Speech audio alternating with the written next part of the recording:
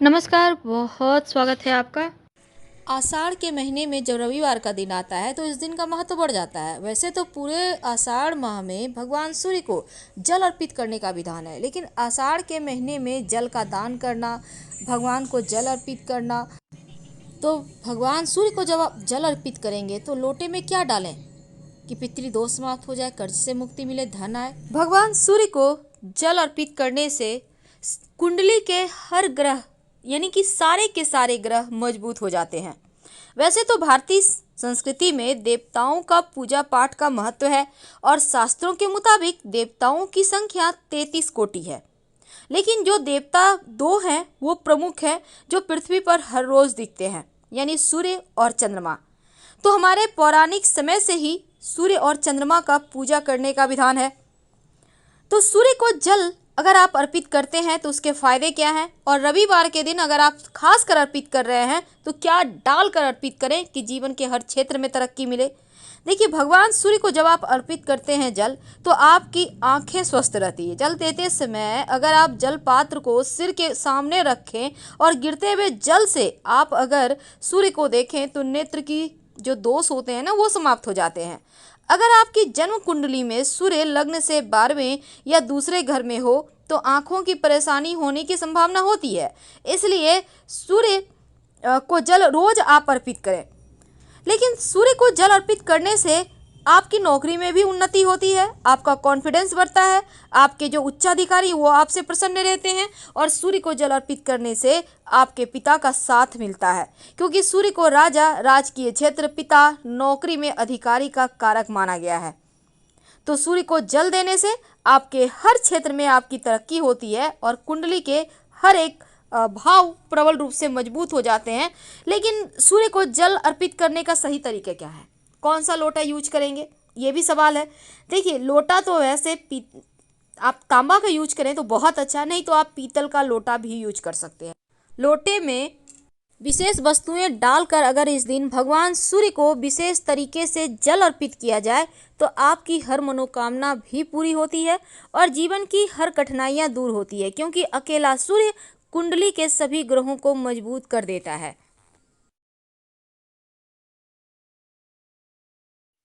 से बताएंगे कि जब आप सूर्य का तांत्रिक मंत्र का जप करते हैं सूर्य को जल देते समय, तो उसके विशेष फायदे आपको कैसे मिलते हैं और जीवन की समस्त मुश्किलों से आप कैसे आसानी से बाहर आ जाते हैं।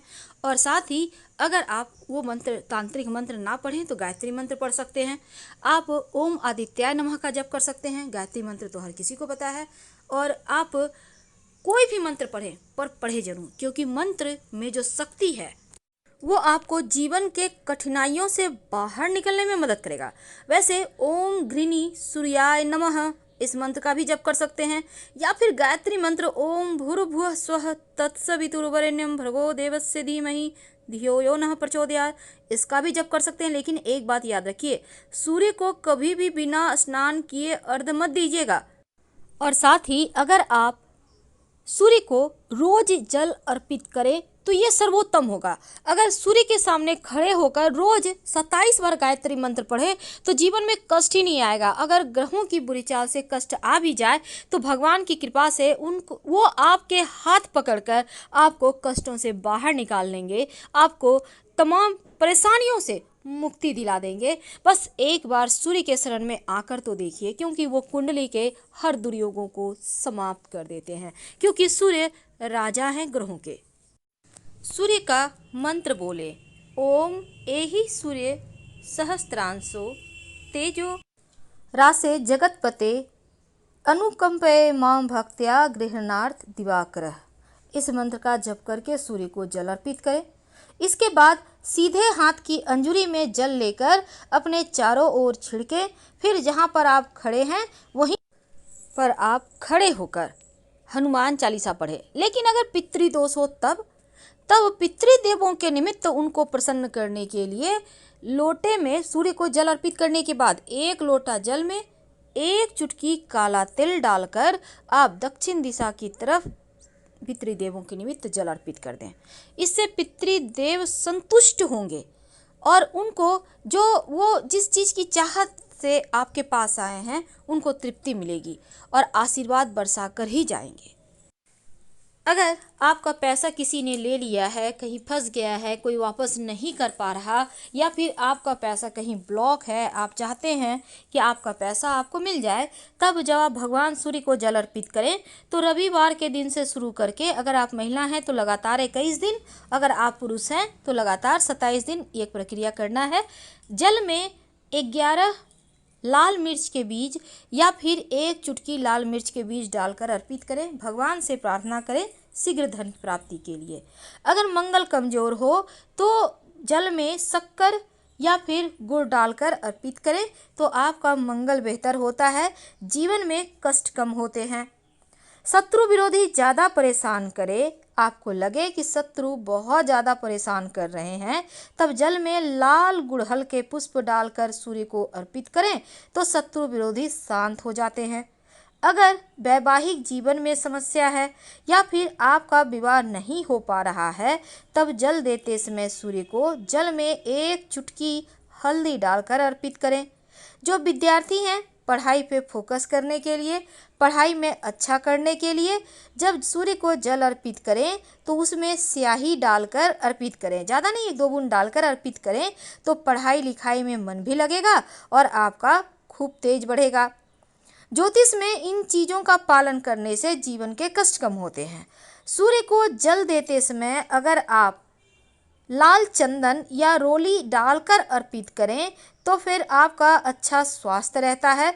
और जल अर्पित करते समय गायत्री मंत्र का जप कीजिएगा। आप चाहें तो इसमें 1 चुटकी अक्षत भी डाल सकते हैं। जब जीवन में लगे कि कष्ट ज़्यादा हो रहा है, जीवन में आप चाहते हैं कि सभी ग्रह आपके अनुकूल ही फल दे, सभी ग्रह को प्रसन्न करने की बजाय अगर आप सिर्फ सूर्य की आराधना करें तो आपका भाग्य उदय होने लगता है। कुछ लोगों के ग्रह दोष खराब होने के कारण जीवन भर उन्हें दुर्भाग्य का सामना करना पड़ता है और कड़ी मेहनत करने के बाद भी सफलता नहीं मिलती। तो रविवार के दिन 9 ग्रहों के अधिपति हैं जो सूर्य, उनका ही दिन है और इस दिन छोटा सा प्रयोग जरूर करें। वैसे इस दिन तंत्र शास्त्र में धन प्राप्ति के लिए एक रामबाण उपाय बताया गया है जो कि आपके जीवन को के जो दुर्भाग्य हैं उनसे छुटकारा आपको दिलाएगा। एक छोटा सा प्रयोग करें। क्या करेंगे? देखिए, रविवार के दिन सूर्योदय से 1 घंटा पहले उठिए, स्नान वगैरह कर लें। अब ओम घृणी सूर्याय नमः, ओम घृणी सूर्याय नमः 108 बार जप करें और अपने सामने की स्टील या चांदी के बर्तन में आप जल में थोड़ा सा दूध डालकर रखिए। जब मंत्र 108 बार पूरा आप जप लें, फिर आप उस जल को भगवान सूर्य को अर्पित कर दें तो ऐसा करने से आपकी सभी मनोकामनाएं पूर्ण हो जाती है। रविवार के दिन गुड़ का सेवन जरूर करना चाहिए और मछली का सेवन भूलकर भी नहीं करना चाहिए। अगर उतना ना भी कर पाए तो सिर्फ 1 लोटा जल में 1 चुटकी हल्दी या फिर रोली डालें। इसके साथ 1 चुटकी अक्षत, काला तिल, थोड़ी सी मीठी वस्तु। अगर तांबे का लोटा है तो लोटे में मीठी वस्तु न डालकर हाथ में लेकर अर्पित कर दें और फिर जल अर्पित करें तो उत्तम रहेगा। लेकिन अगर आपकी कुंडली में कैसा भी दोष हो, उससे मुक्ति पाने के लिए एक और छोटा सा प्रयोग आप कर सकते हैं इस पितृ एकादशी के दिन। तो क्या करेंगे? एक काला रंग का कपड़ा ले लें, उस कपड़े में थोड़ा सा काला तिल 1 मुट्ठी रख लें और एक लोहे की कील रखें, एक सिक्का रख दें, सिक्का कोई भी होगा, और इसको आप अपने ऊपर से 3 बार उल्टे हाथ में रखकर वार लें और पीपल के पेड़ के नीचे जाकर रख दें। और शाम में एक दिया जरूर पीपल के नीचे जलाइएगा और बिना पीछे मुड़े आप घर आ जाएं। आपके जीवन से हर कष्ट, हर बाधाएं दूर हो जाएंगी। रविवार के दिन गुड़ का सेवन जरूर करना चाहिए। आप इस दिन लाल रंग के कपड़े पहन सकते हैं या लाल रुमाल भी रख सकते हैं। वैसे रविवार के दिन मछली ना ही खाएं तो अच्छा है। अगर कुंडली में सूर्य से बनने वाले राजयोग हों तो रविवार के दिन अदरक और सरसों के तेल का सेवन ना करें। वैसे सूर्य देव का सबसे जो सरल मंत्र है ओम घृणी सूर्य आदित्य, उसका भी जप कर सकते हैं। फिलहाल विदा लेंगे। जानकारी अच्छी लगे तब लाइक कर सब्सक्राइब करें, अपनों से शेयर करें और कमेंट में हर हर महादेव जरूर लिखें। धन्यवाद।